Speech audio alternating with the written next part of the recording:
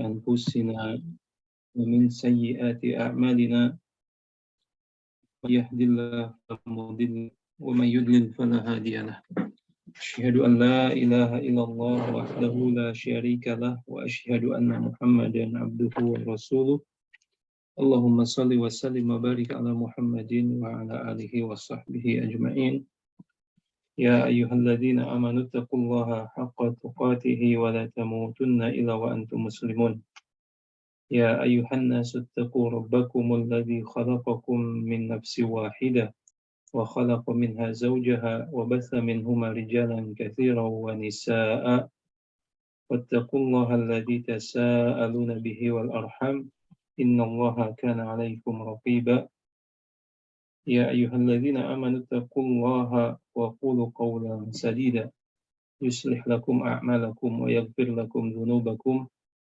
ومن يطع الله ورسوله فقد فاز فوزا عظيما أما بعد فإن أصدق الحديث كتاب الله وخير الهدي هدي محمد صلى الله عليه وسلم وشر الأمور محدثاتها فإن كل محدثة بدعة وكل بدعة ضلالة وكل ضلالة في النار. Akhwati fillah yang dirahmati Allah Subhanahu wa taala, alhamdulillah kembali Allah Subhanahu wa taala memberikan kenikmatan kepada kita semua berupa pertemuan kita di ruang online, dan tentu saja pertemuan ini tidak lain untuk bertafakuh fiddin, menggali kembali ilmu Allah yang diturunkan kepada Rasulullah Sallallahu Alaihi Wasallam. Tentu ini adalah kenikmatan yang sangat besar yang harus kita syukuri, dan kita berdoa semoga kajian kita ini Allah langgengkan.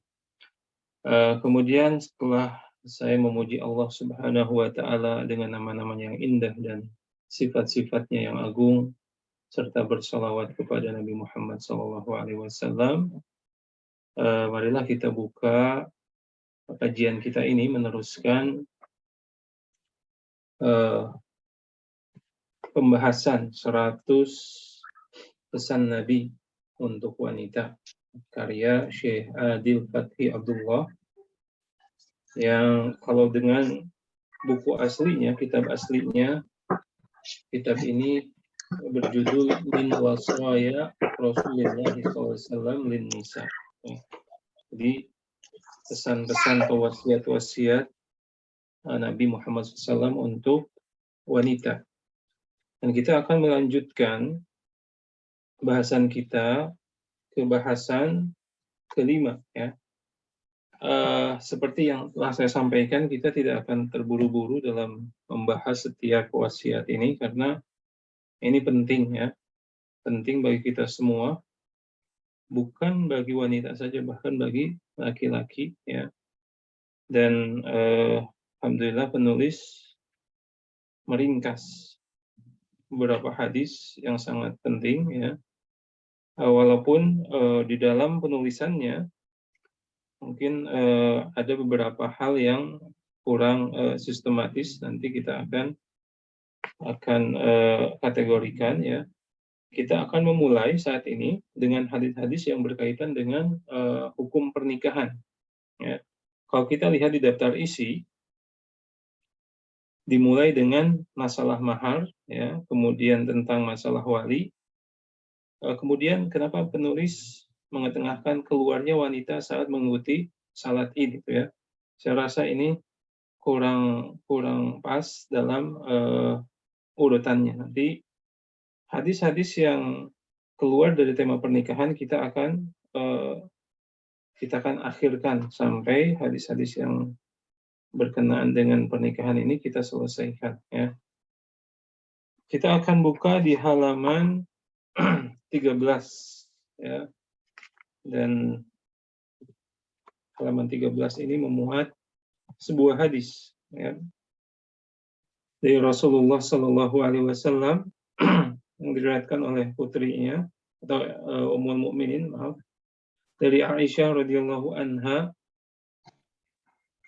Dia berkata, Rasulullah SAW bersabda, inna min yumnil mar'ati taisiru.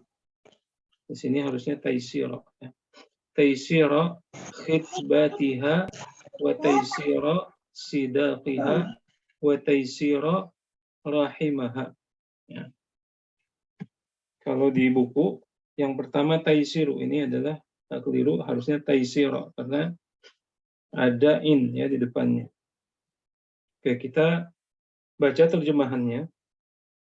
Termasuk keberkahan seorang wanita yaitu yang mudah ketika dilamar, ya. Yang ringan maharnya dan mudah rahimnya. Hadis ini diriwayatkan oleh Imam Ahmad, Ibnu Hibban dan yang lainnya. Kemudian Syekh Albani rahimahullah menghasankan hadis ini.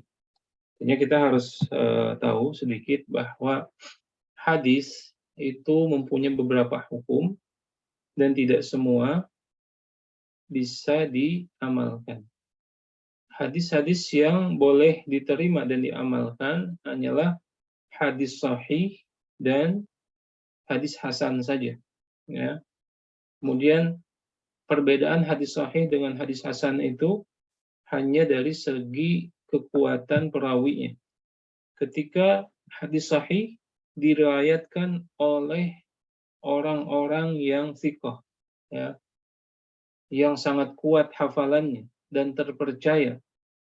Sedangkan hadis hasan, maka orang-orangnya lebih rendah dari itu, tetapi masih diterima. Ya. Jadi bisa jadi orangnya terpercaya, amanah, tetapi kekuatan hafalnya lebih rendah daripada orang-orang yang meriwayatkan hadis sahih. Ya. Dan ini dihasankan oleh Syekh Albani sebagai ahli hadis, pakar hadis di zaman kita, ya, rahimahullah. Dan para ulama mengakui bahwa keilmuan Syekh Albani ini di bidang hadis sangat luar biasa. Sebagian ulama menyebutkan Amirul Mukminin fil hadis. Jadi Amirul Mukminin dalam bidang hadis di zaman ini. Kita lihat syarah dari hadis ini, ya. Di sini Rasulullah Shallallahu Alaihi Wasallam bersabda, Inna min ini litab'id, ya. Jadi bukan artinya jangan ditafsirkan bahwa kebaikan wanita, keberkahan wanita ini hanya berkisaran tentang poin-poin yang terdapat di dalam hadis. Ya. Jadi kalau kita terjemahkan secara bebas, yang termasuk bagian dari keberkahan seorang wanita. Jadi kalau kita terjemahkan yang termasuk, jadi mungkin hal-hal yang lain tidak disebutkan. Ya. Jadi jangan berpatokan wanita yang baik itu harus seperti ini. Ya.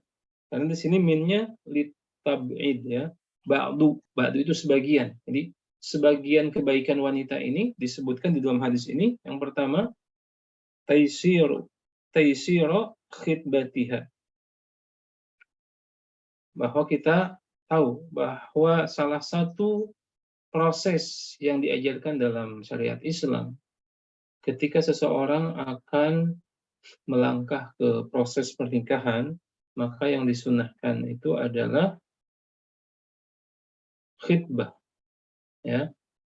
Khidbah ini kalau secara umum diartikan menyampaikan keinginan, ya, satu sama lain atau salah satu pihak kepada pihak yang lainnya, karena khidbah juga bisa dari pihak perempuan, ya. Jadi perempuan nih, akhwatu fillah, mungkin tabu, ya, di masyarakat kita untuk menyampaikan, tetapi kalau kita kembali kepada ajaran Nabi SAW dan sirah Nabi Muhammad SAW, maka seorang wanita boleh menyampaikan keinginan kepada seorang lelaki. Tetapi metodenya seperti apa? Nah, ini yang menjadi fokus pertanyaannya. Jadi seorang perempuan boleh misalkan melihat bahwa ada seorang laki-laki yang menarik, ya, tentu menariknya dalam tanda petik, bukan good looking saja, tetapi hal-hal yang lainnya. Kemudian keinginannya kuat, ingin dipersunting oleh laki tersebut, maka boleh ukhti menyampaikan hal tersebut dengan perantara. Sebagaimana yang dilakukan oleh Ummul Mukminin Khadijah bintu Khuwailid ketika telah mendengar nama Muhammad Shallallahu Alaihi Wasallam, seorang pemuda yang spesial, luar biasa, terdengar kebaikannya, maka beliau melakukan beberapa langkah, ya, seperti disebutkan di Sirah Ibnu Hisham. Proses pernikahan Nabi Muhammad SAW tidak begitu saja berlangsung, tetapi Khadijah awalnya menyampaikan bahwa beliau ingin memberikan dagangannya untuk didagangkan oleh Rasulullah SAW. Kemudian Khadijah, ya, menitipkan ataupun mengutus salah seorang pelayannya, Maisarah. Maisarah itu laki-laki, ya, bukan perempuan. Maisarah untuk menemani Nabi Muhammad SAW, dan Maisarah ini diberikan tugas untuk melihat gerak-gerik Nabi Muhammad SAW, memastikan, ya, mata-mata spy, ya, benar nggak Nabi Muhammad itu seperti yang kita dengar, atau seperti yang orang-orang sampaikan bahwa beliau seperti ini dan seperti itu, terutama masalah amanah. Sampai ketika Maisarah pulang, langsung melapor kepada Khadijah bahwa hal itu memang benar. Kemudian Maisarah menyebutkan beberapa hal keistimewaan Nabi Muhammad SAW, seperti misalkan ketika perjalanan singgah di sebuah tempat ibadah Nasrani, kemudian bertemu dengan seorang pendeta atau rahib yang menyebutkan bahwa tidak mungkin seseorang duduk di tempat ini kecuali dia nabi, ya. Kemudian ada perlindungan dari malaikat ataupun awan yang selalu mengikuti Rasulullah SAW ketika panas terik. Nah, ini disampaikan sehingga setelah itu Ummul Mukminin Khadijah menyimpulkan bahwa dia benar-benar tertarik dan ingin menikah atau ingin dinikahi oleh Nabi Muhammad SAW. Kemudian tidak begitu saja langsung disampaikan, ya. Tapi Khadijah ini menghubungi paman-paman, karena beliau saat itu orang tuanya sudah meninggal. Yang dihubungi siapa? Paman-pamannya sebagai wali beliau. Paman-pamannya dihubungi oleh Khadijah untuk menyampaikan keinginan. Nah, mereka lah yang maju para walinya. Para wali pun ketika menyampaikan tidak langsung kepada Nabi Muhammad saja sendirian, tetapi menyampaikannya kepada wali-wali Nabi Muhammad SAW, paman-paman Nabi Muhammad SAW. Kemudian setelah maksud ini disampaikan, maka berundinglah mereka, kemudian baru melangkah ke proses pernikahan, ya. Nah, ini yang harus dijadikan pijakan. Jadi bukan sesuatu yang tabu, ya, bahwa artinya ini sesuatu yang wajar sekali, ya. Kalau kita saat ini mengenal istilah apa, ya, perantara atau macomlang, ya, ya boleh saja selama caranya adalah cara yang dibenarkan oleh syariat Islam. Kemudian wataisiro sidaqiha, ini yang di hadis ini adalah ujian bagi perempuan, ya. Selain tadi proses khitbahnya, ya, sebelum ke sidak, sebelum ke mahar, jadi proses khitbahnya juga harus mudah. Artinya bukan terkesan murahan, ya. Siapa yang datang diterima saja, tidak seperti itu, tapi harus selektif, tetapi tidak boleh mempersulit, karena mempersulit masalah khitbah ini akan mempersulit diri. Ada batasan-batasannya. Ya. Dan ketika lelaki yang datang sudah ma'ruf dengan keburukannya, ya boleh langsung ditolak, tidak mau. Ya. Tapi kalau belum tahu, maka perempuan boleh menggali informasi, ya, baik secara langsung ataupun melalui perantara lagi, bertanya. Ya. Salah satu proses khitbah yang ada saat ini yang dibenarkan para ulama, ya, kalau di Jazirah Arab kan biasanya mengutus ibunya, ya, laki-laki mengutus ibunya untuk melihat calon menantunya. Kalau ibunya setuju, biasanya berlangsung. Ataupun bertanya kepada teman-teman dekat perempuan tersebut. Ya. Ketika sudah mendapatkan informasi yang cukup, maka biasanya bisa diambil keputusan. Nah, ada beberapa wanita yang sulit untuk jangan dinikahi, untuk dikhitbah aja sulit. Banyak faktor yang menyebabkan hal ini. Tentu yang tercela adalah ketika hal tersebut dipengaruhi oleh faktor eksternal yang bertentangan dengan syariat Islam. Seperti di Yaman dahulu, kami ngobrol. Biasa ketika bujang, ngobrolnya masalah nikah. Nikah di sana, terutama ya pada keluarga-keluarga khusus, kalau kita bangsawan, itu proses khitbah dan ingin membuka cadar, itu mereka harus menyiapkan sejumlah uang yang diberikan kepada walinya.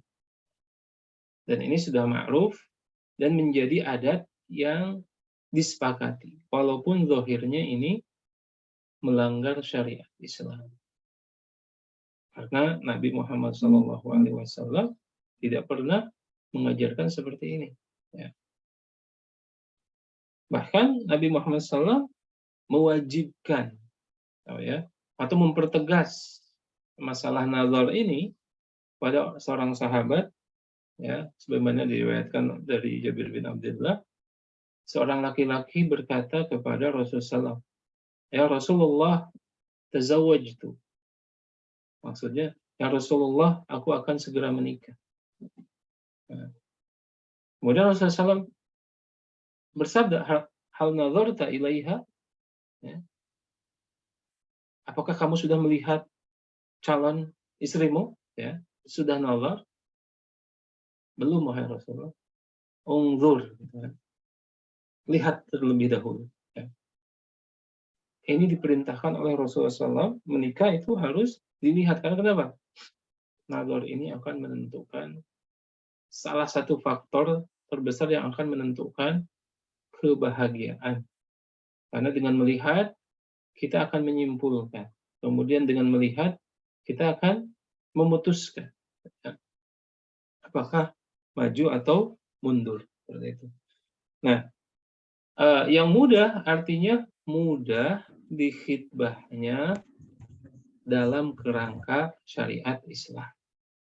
Ketika apa? Misalkan seorang laki-laki sudah mengikuti langkah-langkah syariat menghubungi walinya, baik itu ayahnya atau yang lainnya, kemudian datang ke rumahnya tidak secara online, gitu ya.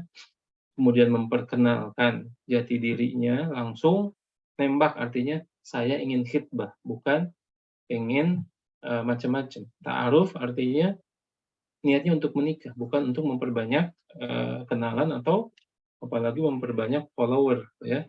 Tapi dia langsung nembak bahwa ta'aruf ini saya maksudkan saya ingin segera menikah, saya sudah siap menikah, saya ingin ta'aruf dengan putri Bapak, dan jika diizinkan setelah ta'aruf ini saya ingin nazar. Nah, ketika prosesnya sudah sesuai dengan kerangka syariat, maka ini harus dipermudah. Tidak mensyaratkan hal-hal yang bertentangan dengan syariat. Ini sebagian dari arti mudah di khitbahnya. Wa taysira sidaqiha. Kemudian yang mudah maharnya. Ya. Ini saya sebutkan, ini ujian bagi perempuan, ujian keimanan. Karena kenapa? Semua manusia itu Allah fitrahkan mencintai kekayaan. Ya. Terutama perempuan mencintai perhiasan, ya. Emas, ya. Dan emas itu sudah kita ketahui bahwa harganya mahal dan terus akan menjadi logam mulia, perhiasan, ya, yang bernilai dalam kehidupan manusia. Nah, yang dimaksud dengan mudah maharnya dan yang dimaksud dengan ujian bagi wanita, di sini wanita ditantang dan dimotivasi oleh Rasulullah Sallallahu Alaihi Wasallam untuk memperingan, ya, jumlah mahar kepada laki-laki agar proses pernikahan ini menjadi mudah dan cepat. Kalau ada yang mudah berarti ada yang sulit. Ketika sebagian wanita mensyaratkan mahar pernikahannya harus ini dan itu, ya, harus jumlah segini dan segitu. Bahkan sebagian wanita mensyaratkan hal-hal yang di luar kebiasaan, ya, di luar kebiasaan, yang sulit. Artinya apa? Ini sebagai ujian. Ini calon suamiku ini termasuk seorang pejuang atau tidak? Ya. Padahal itu adalah bisa jadi keliru, ya, bisa mempengaruhi jalannya laju pernikahan ataupun akan mempersulit proses pernikahan.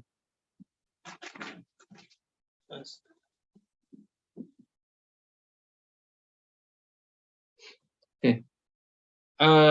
Berkaitan dengan hadis ini, ya, ataupun dengan mahar ini, ada beberapa hadis yang akan saya sampaikan senada dengan hadis ini. Salah satunya riwayat dari Uqbah bin Amir. Uqbah bin Amir, ya, bahwa Rasulullah Shallallahu Alaihi Wasallam satu saat, ya, bersabda kepada seorang sahabat yang tidak disebutkan namanya, ya, seorang laki-laki. Jadi ini hadis ini menunjukkan perhatian Nabi Muhammad SAW kepada para sahabat, khususnya para sahabat yang masih membujang, ya, yang belum menikah. Nabi bersabda, "Atardo an uzawwijaka fulana, wahai fulan, apakah kamu akan ridho jika aku nikahkan engkau dengan fulana?" Ya. Maka sahabat ini berkata, "Na'am." Oh ya, pasti Rasulullah SAW saya akan ridho. Wa qala lil mar'ah, maka Nabi pun bersabda kepada calon pengantin perempuannya, ya. Wahai fulana, atardaina an uzawwijaka fulanan, wahai perempuan, apakah kamu akan ridho jika saya nikahkan dengan fulan? Maka perempuan tersebut berkata, na'am, ya. Fazawwaja ahadahuma sahibahu wa lam yufrid laha sidaqan wa lam yu'tiha syai'an, ya. Maka Nabi akhirnya menikahkan keduanya, dinikahkan begitu saja, tapi tidak disebutkan maharnya apa. Ya. Karena para ulama menyebutkan mahar ini bukan rukun, tetapi laki-laki wajib membayar. Ya. Wa kana mimman syahida al-Hudaybiyah. Dan laki-laki yang dinikahkan ini termasuk sahabat yang mengikuti kejadian ataupun tahun Hudaybiyah. Ya. Hudaybiyah ini kan Nabi Muhammad SAW bersama para sahabat datang atau berangkat menuju kota Mekah untuk umroh, tetapi tertahan. Kemudian Nabi Muhammad SAW mengutus Utsman bin Affan sebagai delegasi yang berdiskusi, bernegosiasi dengan kaum Quraisy, dan tersebar.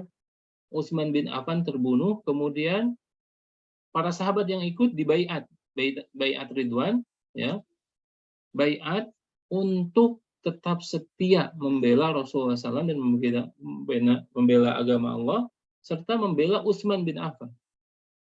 Jadi ini istimewa sekali. Ya. Datang untuk umroh, tiba-tiba dibaiat untuk janji setia mempertahankan kemuliaan Islam. Ya. Makanya disebutkan laki-laki ini termasuk yang mengikuti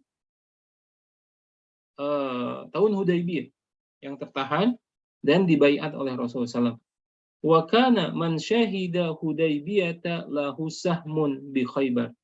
Dan barang siapa yang ikut, ya, dalam peristiwa tersebut, maka dia akan dibagikan ataupun berhak mendapatkan saham Khaybar, perang Khaybar. Jadi perang, kemudian mendapatkan ghanimah. Ghanimah ini telah dibagi-bagi porsinya oleh Rasulullah SAW. Salah satunya bagi yang mengikuti Hudaybiyah. Ya. Artinya dia punya harta di situ. Kemudian sampai menikah, ya, berumah tangga, sampai laki-laki ini sakaratul maut, sakit, kemudian akan sakaratul maut, baru teringat, ya, baru teringat.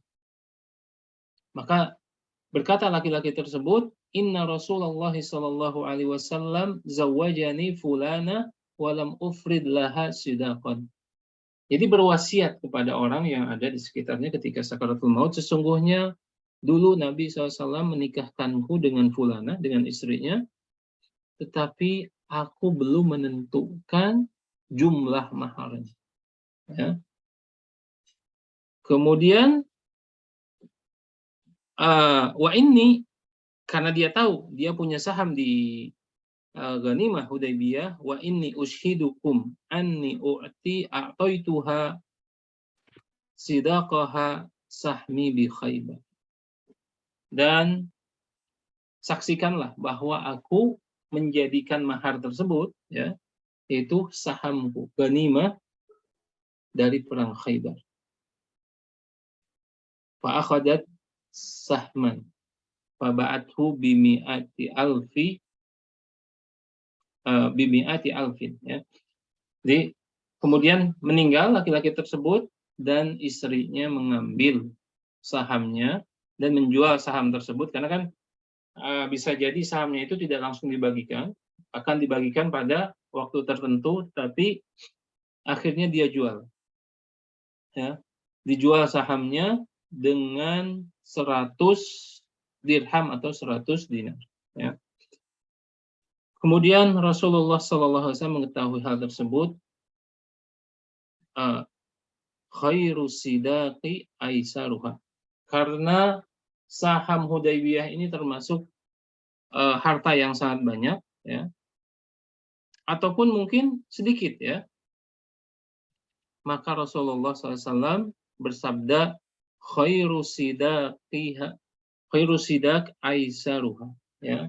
Mahar yang paling baik adalah yang paling mudah, ataupun bukan yang paling murah, ya, tapi yang paling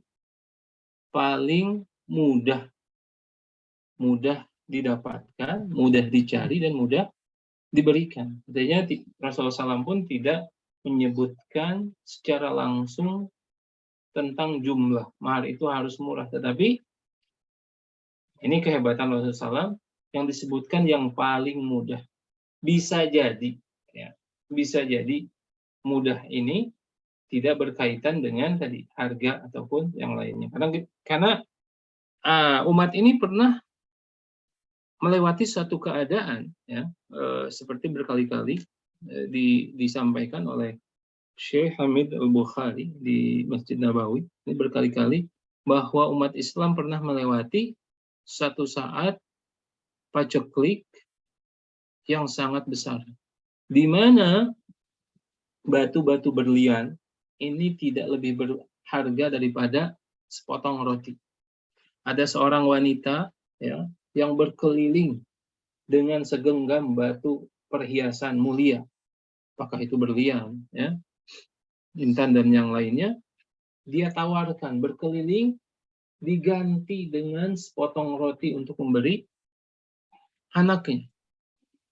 Tetapi karena saking sulitnya zaman tersebut, wanita tersebut tidak mendapatkan sehingga melemparkan semua perhiasannya. Ya. Jadi kadang-kadang suatu yang mahal tidak bernilai. Makanya Rasulullah menyebutkan yang paling mudah. Ya. Tidak harus perhiasan, tidak harus uang, ya. Tapi ada hal-hal yang lain. Karena hadis tadi pun berkenaan dengan satu riwayat dari Imam Bukhari dan Muslim dari hadis Sahal bin Sa'ad, ya, bahwa Rasulullah SAW ja'athu imra'atun faqalat. Jadi Rasulullah SAW didatangi oleh seorang perempuan. Perempuan tersebut berkata kepada Rasulullah SAW, wahai Rasulullah SAW, sesungguhnya aku memberikan jiwaku untuk atau menyerahkan jiwaku untukmu. Maka wanita tersebut berdiri ya di depan Rasulullah SAW, ada para sahabat menanti jawaban Rasulullah SAW. Maka akhirnya Rasulullah SAW berkata kepada seorang sahabat yang ada di sekitar ini, wahai fulan.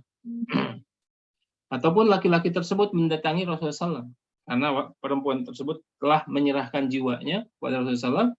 Maka ini kesempatan bagi seorang laki-laki yang ada di dekat Rasulullah SAW, wahai Rasulullah, nikahkan saja denganku.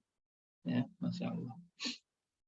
Maka Rasulullah Shallallahu Alaihi Wasallam bersabda kepada laki-laki tersebut, ya, hal indaka min syai'in tusaddiquha, ya, wahai fulan, apakah engkau mempunyai sesuatu untuk dijadikan maharnya?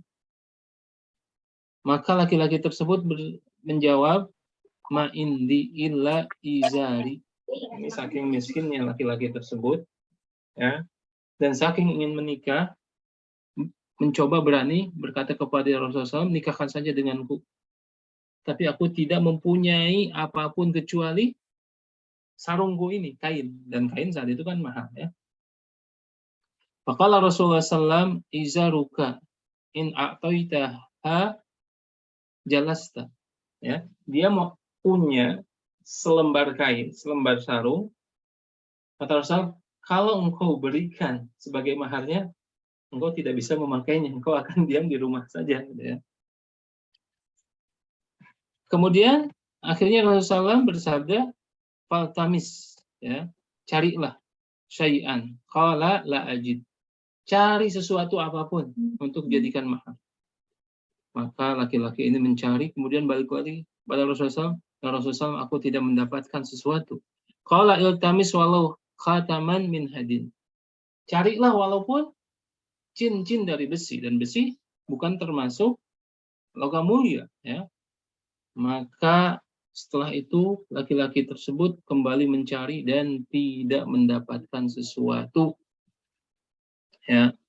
Maka Rasulullah SAW melihat seperti ini, ya, merasa kasihan terhadap laki-laki tersebut dan merasa kasihan terhadap perempuan tersebut karena dia telah mencurahkan seluruh jiwanya untuk Rasulullah SAW. Akhirnya Rasulullah SAW bersabda, zawajtukaha bima ma'aka minal Qur'an. Muttafaqun alaih. Baiklah, aku akan menikahkan engkau dengannya dengan ilmu Al-Quran. Jadi ditanya, laki-laki tersebut termasuk orang yang pandai membaca Al-Quran, ya, dan kepandaiannya ini kan profesi itu bermanfaat dan bernilai. Dinikahkan dengan profesinya, artinya dengan kepandaiannya yang dijadikan mahar, akhirnya dinikahkan dengan perempuan tersebut. Ini, jadi salah satunya kaitan dengan hadis tersebut bahwa perempuan tidak boleh mempersulit diri dan mempersulit calon suami untuk, ya, membayar mahar ataupun mencari mahar yang akan sulit ditemukan. Atau sebagian perempuan karena tidak ingin nikah dengan laki-laki tersebut mensyaratkan mahar yang terlalu tinggi. Kalau memang sudah tidak suka, tidak sesuai, putuskan saja. Nah, sebagaimana hadis ini berarti hadis ini ya mengandung kesimpulan dari berbagai hukum bahwa mahar itu bukan rukun tetapi wajib ya, wajib untuk dibayar. Karena hadis tadi ya, hadis yang pertama saya sampaikan diriwayatkan oleh dihasankan oleh Syekh Albani juga dari Uqbah bin Amir bahwa Rasulullah menikahkan fulan dan fulana tanpa menyebut maharnya. Ini hukumnya seperti apa ya? Hukumnya seperti apa? Jadi ketika seseorang menikah tanpa disebut maharnya, maka nilai maharnya adalah maharul misl, yaitu sejumlah mahar yang biasa dibayarkan dalam lingkungan tersebut. Kalau di kita saat ini mungkin sekarang orang-orang lebih memilih uang ya, ataupun logam mulia, emas batangan, ya, LM. Katakanlah mahar di lingkungan kita 10 gram emas, maka itu yang harus dibayar. Atau di satu tempat maharnya 5 gram emas, maka itu yang harus dibayar dan wajib dibayar oleh seorang suami dan menjadi hutang. Ya, menjadi hutang ketika apa? Ketika katakanlah cerai, ya, maka dia tidak boleh menceraikan ataupun dia menceraikan tetapi dia harus membayar maharnya, ya. Atau meninggal dunia seperti lelaki tadi, maka dia paling tidak harus membayar maharul misl, katakanlah 5 gram emas di lingkungan tersebut. Kemudian motivasi dari Rasulullah SAW berkaitan dengan hadis yang tadi, bahwa Rasulullah SAW bersabda dalam sebuah riwayat Ahmad, ya, a'dhamu nikah barokatan, ya, aisaruhu mu'natan. Jadi pernikahan yang paling besar berkahnya adalah yang paling mudah ataupun yang paling hemat biayanya. Ya. Jadi sekarang masyarakat kita sudah bergeser, ya. Ketika menikah fokusnya terhadap resepsi, terhadap pesta, ya, terhadap gedung, ya, kemudian terhadap WO, ya, wedding organizer, terus kemudian ada hal-hal yang semacam itu. Ya.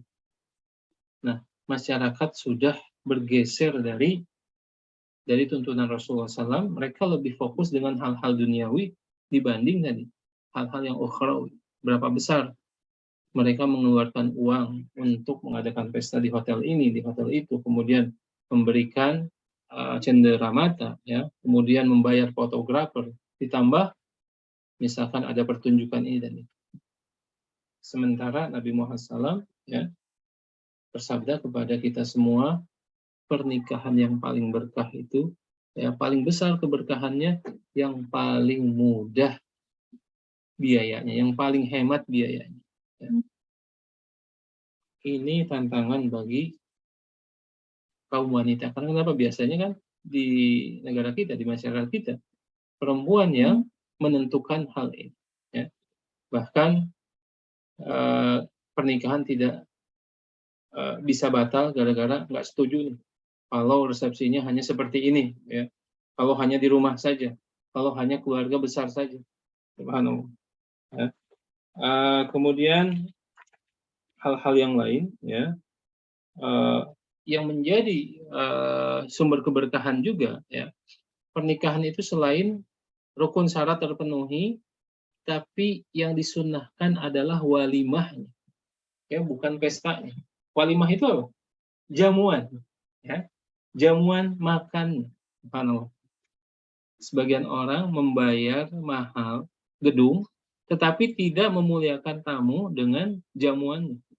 Gedungnya oke, ya, Ini bukan membahas apa ya, kayak ibu-ibu ini. Ibu-ibu kan pulang kondangan suka ngomong, suka ngobrol sama ibu-ibu. Tadi satenya agak keras ya. Padahal kan walimah itu gratis, ya. Udah gratis diomongin juga. Ya. Nah ini jangan sampai terjadi seperti ini. Gedungnya mewah tetapi jamuannya biasa saja. Justru yang disunahkan adalah memuliakan tamu itu dengan memperbagus jamuannya ketika keadaan kita lapang, ya. Dan ini terkait dengan satu petunjuk dari Rasulullah SAW kepada Abdurrahman bin Auf. Abdurrahman bin Auf terlihat bajunya itu berwarna kuning dan itu tanda bercak za'faron, ya. Za'faron ini kan parfum untuk perempuan. Warnanya terlihat tetapi wanginya itu soft, lembut, tidak bisa dicium kecuali oleh suaminya. Maka Nabi Muhammad, wahai Abdurrahman, apa ini? Bercak apa ini? Jadi tahu, Nabi Muhammad tahu bahwa ini tanda-tanda parfum perempuan. Maka Abdurrahman akhirnya mengatakan, wahai Rasulullah, sesungguhnya aku telah menikah. Maka mengetahui beliau telah menikah, maka Rasulullah bersabda, aulim walau kana bisyah. Ya. Buatlah walimah walaupun seekor kambing. Seekor kambing di zaman itu hanya untuk 7 orang. Sangat sederhana sekali. Ya, sangat sederhana sekali. Tapi memuliakan. Ya, memuliakan orang yang dijamu. Nah ini yang harus menjadi fokus bagi perempuan, bagi kita semua ketika apa? Ketika memilih sebuah proses pernikahan. Sebentar, baterai saya agak lemah.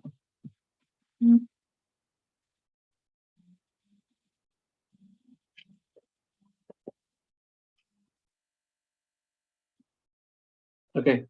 Nah, mungkin dalam kesempatan ini hanya ini yang bisa saya sampaikan, ya, mengingat keterbatasan waktu, ya. Semoga apa yang telah kita dengar, apa yang telah kita baca menjadi ilmu yang bermanfaat. Saya akhiri. Subhanakallahumma wa bihamdika asyhadu an la ilaha illa anta astaghfiruka wa atubu ilaik. Assalamualaikum warahmatullahi wabarakatuh. Waalaikumsalam warahmatullahi wabarakatuh. Masya Allah, jazakumullahu khairan wa barakallahu fikum, Ustaz telah menyampaikan materi yang sangat bermanfaat, terutama bagi kami para wanita yang belum melaksanakan pernikahan. Baik, akhwati fillah rahimani wa rahimakumullahu jami'an. Untuk selanjutnya adalah sesi tanya jawab. Silahkan yang mempunyai pertanyaan bisa mengirimkan pertanyaannya ke chat kami.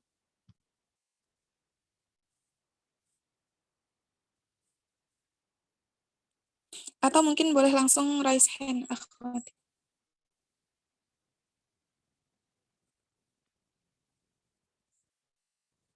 Ya, silahkan, ada yang mau ditanyakan?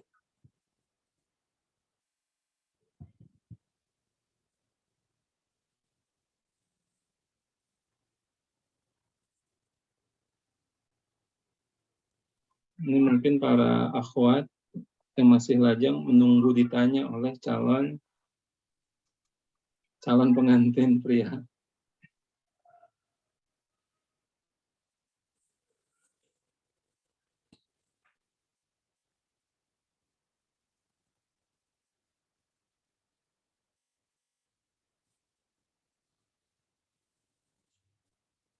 Silahkan akhwat, ada yang ingin bertanya?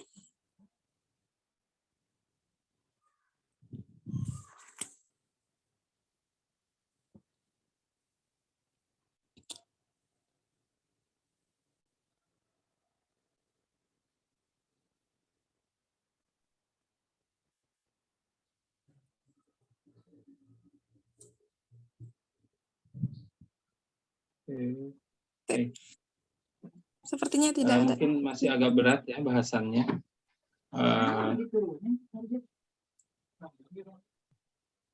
Ustadz Afwan, ini ada satu pertanyaan yang masuk.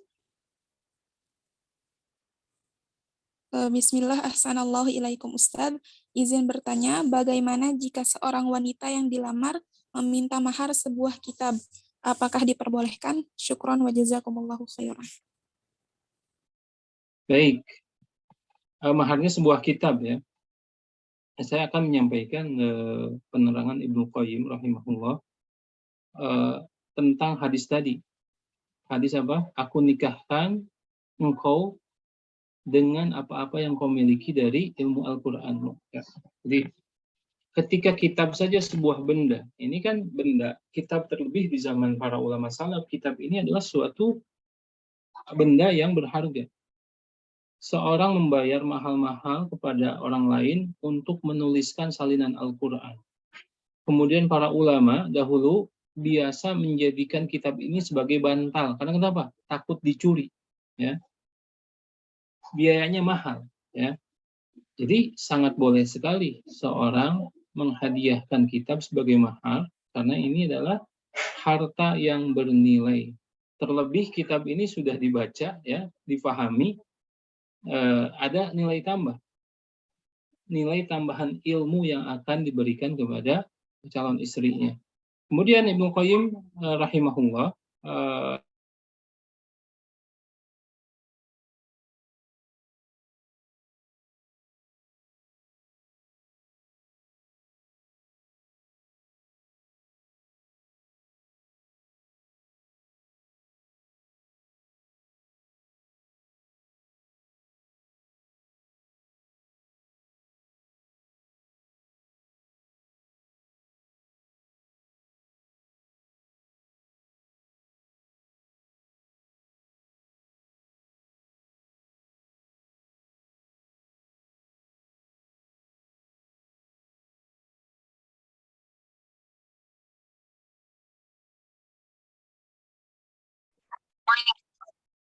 Bismillah.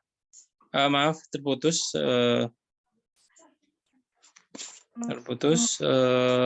Saya lanjutkan. Ibnu Qayyim rahimahullah mengomentari tentang hadis tersebut, ya, bahwa jika seorang wanita ridho terhadap agama suami, terhadap ilmu suaminya, terhadap hafalan Al-Quran suaminya, dan menjadikannya sebagai maharnya, maka ini akan menjadi afdalul muhur, ya, akan menjadi mahar yang paling istimewa, ya, yang paling bermanfaat, ya.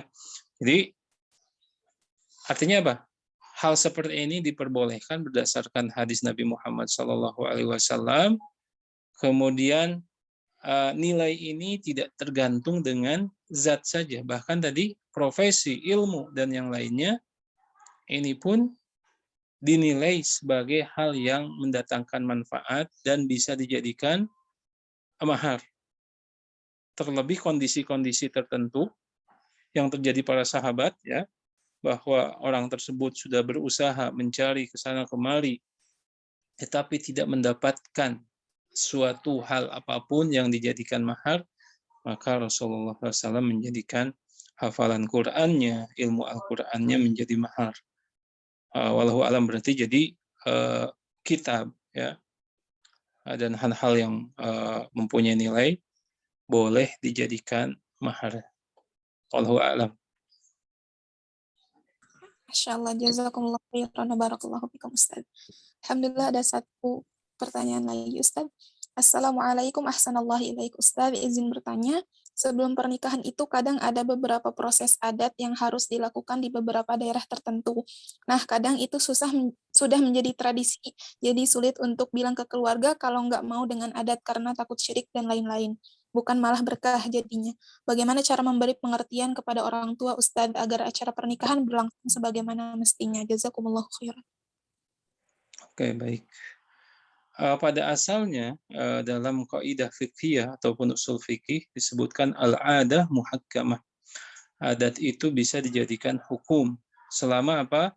Selama adat tersebut tidak bertentangan dengan syariat Islam, ya. Nah, oleh karena itu, yang pertama dipastikan adat seperti apa yang akan dilaksanakan. Apakah di situ, ya, kalau masalah kesyirikan tentu, ya, tidak ada toleransi. Tapi ketika adat-adat yang lain, maka ditimbang maslahat dan mudaratnya. Karena menikah ini maslahatnya lebih besar, gitu ya. Kemudian gara-gara tidak melaksanakan adat yang dalam tanda petik ya, bisa jadi di situ ada pelanggaran syariat. Seperti gini, seperti ini. Di beberapa daerah, petugas dari KUA ya, itu memiliki kewenangan untuk mengatur. Padahal kalau kita lihat pada undang-undang pernikahan ya, petugas dari KUA itu hanya sebagai pencatat saja. Oleh karena itu, nih wali, kemudian calon pengantin harus tahu dan harus belajar tentang masalah ini, bahwa petugas KUA itu hanya pencatat saja, tidak boleh mengatur ini dan itu. Ya. Tapi karena memang edukasinya belum sampai, sehingga petugas KUA itu diistimewakan, apa ya, dijemput, diamplopin dan yang lainnya, bahkan sampai semua diserahkan kepada tugas KUA. Ketika misalkan laki-laki sudah bersedia untuk mengucapkan ijab, kemudian tidak dihadirkan calon mempelai perempuannya, ya, padahal itu sesuai dengan syariat. Yang menikahkan kan wali dari perempuan. Sebagian petugas KUA, mana perempuannya? Harus dihadirkan, disandingkan. Kemudian dipakai itu selendang ya, disatuin. Nah, ketika kita bersikeras, ya, nggak mau, ini kan nggak diajarkan, ya. Nah, maka pada saat itu ditimbang maslahatnya. Maslahatnya tentu kita bisa bergeser, ya, dengan tetap, maksudnya tidak ridho dengan hal tersebut, tapi apa boleh buat, ya, apa boleh buat, pernikahan ini harus tetap dilangsungkan. Karena kenapa? Ketika terhenti karena persoalan tadi, maka mafsadatnya akan lebih besar. Begitu pula mungkin ada di kampung-kampung ya, atau di daerah-daerah, sehari 2 hari sebelum pernikahan ada jamuan, ada upacara ini tidak bertentangan syariat, maka tidak mengapa. Jadi artinya apa? Fokusnya apa? Apakah adat ini bertentangan 100% dengan syariat Islam? Ya, karena kita melihat beberapa adat sebenarnya sesuai dengan syariat Islam. Oleh karena itu dipastikan adat apa yang akan dilakukan. Ketika masih ada batas toleransi di situ, ya kita kembali, maksudnya bertawakal kepada Allah Subhanahu wa taala dan berlepas diri dari kekeliruan tersebut, karena masalah pernikahan ini harus dikedepankan ya, kecuali kalau memang adatnya kesyirikan yang berbau zina dan yang lainnya, wallahu a'lam. Insyaallah, jazakumullah khairan Ustaz atas jawabannya. Insyaallah kita akan mengambil satu soal lagi Ustaz. Afwan Ustadz, bagaimana jika keluarga akhwatnya meminta mahar yang besar kepada calon prianya, padahal akhwatnya menerima sekemampuan ikhwannya. Akhirnya ikhwan itu meminta waktu untuk mengumpulkan mahar dan membuat waktu untuk menggelar pernikahan jadi lama. Mohon solusinya Ustadz. Jazakumullahu. Ya, inilah memang edukasi syariah ini penting. Jadi dikembalikan, ya, diingatkan bahwa firman Allah Subhanahu wa taala, wa atun nisaa saduqatihinna nihlah. Terjemahnya apa? Dan berikanlah perempuan-perempuan ataupun calon istri kalian itu maharnya sebagai pemberian yang penuh kerelaan. Mahar ini untuk wali atau untuk perempuan? Ya, ini yang harus diluruskan. Ya. Karena kan terkesan kalau tadi dari pertanyaan, yang mintanya siapa? Walinya. Sedangkan mahar ini pada asalnya untuk perempuan. Coba memang wali ini kadang-kadang gini, karena merasa ya dia sudah membesarkan, ya, sudah menyekolahkan, sudah habis-habisan berjuang, sampai sekarang tuh banyak nih di Instagram ibu-ibu posting gitu ya, bikin konten, isinya apa? Wahai calon mantu, nih gini ya, disebutkan gitu ya, supaya nantangin nanti kalau yang mau ngelamar itu jangan sembarangan gitu ya. Nah, kadang-kadang ini kan main perasaan, ya, main perasaan. Makanya diingatkan kembali tentang edukasi syariat ini, bahwa mahar ini peruntukannya untuk siapa? Untuk pengantin. Pengantin yang berhak, ya, menentukan, kemudian berhak menerima dengan keridhaan, ya. Adapun wali ini hanya mengawasi. Dan tentu ini bertentangan dengan tadi motivasi Nabi Muhammad SAW. Walaupun di ayat An-Nisa ke-20 itu diperbolehkan, ya, bahwa seorang perempuan berhak menentukan maharnya dan tidak ada pembatasan dari syariat. Seperti kisah, ya, bahwa Umar membatasi bahwa mahar itu hanya boleh paling tinggi 400 dirham. Kemudian seorang perempuan protes dengan membacakan surat An-Nisa ke-20, nanti bisa dibaca. Akhirnya Umar mengakui bahwa memang tidak ada pembatasan untuk mahar. Nah, jadi solusinya seperti apa? Solusinya didiskusikan, ya, didiskusikan lagi. Diingatkan dengan ayat-ayat Allah dan diingatkan oleh sabda-sabda Nabi Muhammad SAW. Ini, idza ja'akum man tardawna dinakum, ya, dinahu, jika datang kepada kalian seorang laki-laki, ya, yang engkau ridhoi akhlaknya, agamanya, maka terimalah. Wa illa takunu fitnatan kabirah. Kalau ditolak, maka akan menjadi fitnah yang sangat besar. Diingatkan orang tua untuk kembali merenungi ayat-ayat Al-Quran yang berkaitan dengan pernikahan, kemudian hadis-hadis Nabi Muhammad SAW tentang masalah ini, dan tentu mungkin perempuan ini tidak mungkin menyampaikannya secara langsung. Diambil perantara, apakah paman kita, ya, ataupun kakaknya ayah yang lebih dihormati, ataupun kakek, disampaikan, ya, supaya nanti kakek ini ataupun paman ini menasehati ayah bahwa semua ini harus berkaitan ataupun mengikuti kerangka syariat Islami, bahwa harta ini bukanlah apa-apa, ya, tapi keberkahan pernikahan itu dilihat dari tadi, yang paling mudah maharnya ini akan lebih berkah di sisi Allah Subhanahu wa taala. Wallahu a'lam. Masya Allah, jazakumullah khairan Ustaz. Allah barik fikum. Baik, berikutnya kita masuk pada sesi pembagian hadiah berdasarkan kecepatan dan ketepatan menjawab, sebagaimana yang sudah kita sebutkan di awal.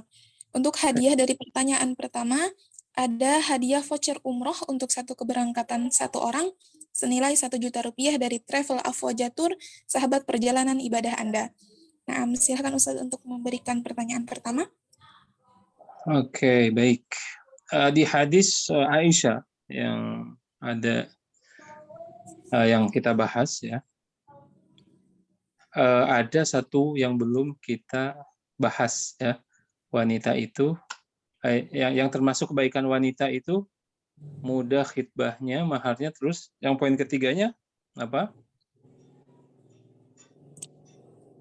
Silakan untuk raise hand, akhwat.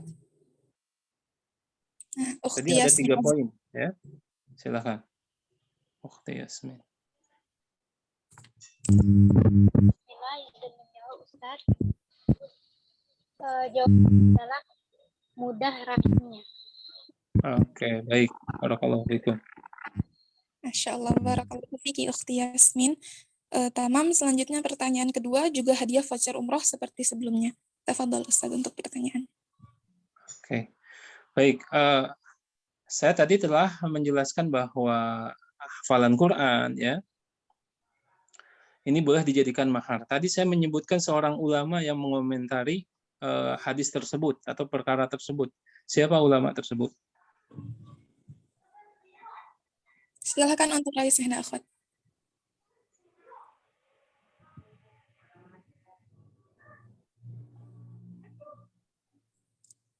Ada yang bisa menjawab? Lupa? Nah, Ukhti Mardatillah, Ustaz. Oke, tafadhali. Naam Ustaz, Ibnul Qayyim rahimahullah Ustaz. Oke, ahsan. Barakallahu fiki Ukhti Mardatillah. Tamam, untuk Ukhti Yasmin dan Ukhti Mardatillah nanti bisa mengklaim hadiahnya kepada admin Darunisa. Insyaallah nomornya akan kami share di chat Zoom. Baik, jazakumullahu khairan kepada Al-Ustadz Maksum Hafizahullah Ta'ala yang telah berbagi ilmunya kepada kita semua. Kita doakan semoga Al-Ustadz senantiasa dalam lindungan Allah Ta'ala dan Allah berikan keberkahan kepada ilmu beliau, kehidupan beliau, keluarga beliau, dan segala aktivitas beliau. Dan semoga apa yang telah Al-Ustadz sampaikan bisa menjadi wawasan untuk kita menjadi lebih baik lagi. Allahumma amin. Tanpa mengurangi rasa hormat kami persilahkan kepada Al-Ustadz untuk meninggalkan ruang Zoom terlebih dahulu. Jazakumullah khairan, Ustaz. Barakallahu fikum. Assalamualaikum warahmatullahi wabarakatuh. Waalaikumsalam warahmatullahi wabarakatuh. Baik akhwati, mohon maaf jika kami ada banyak salah dalam ucapan atau perilaku karena kesempurnaan hanya milik Allah Ta'ala. Mari kita tutup acara hari ini dengan hamdalah dan doa kafaratul majlis.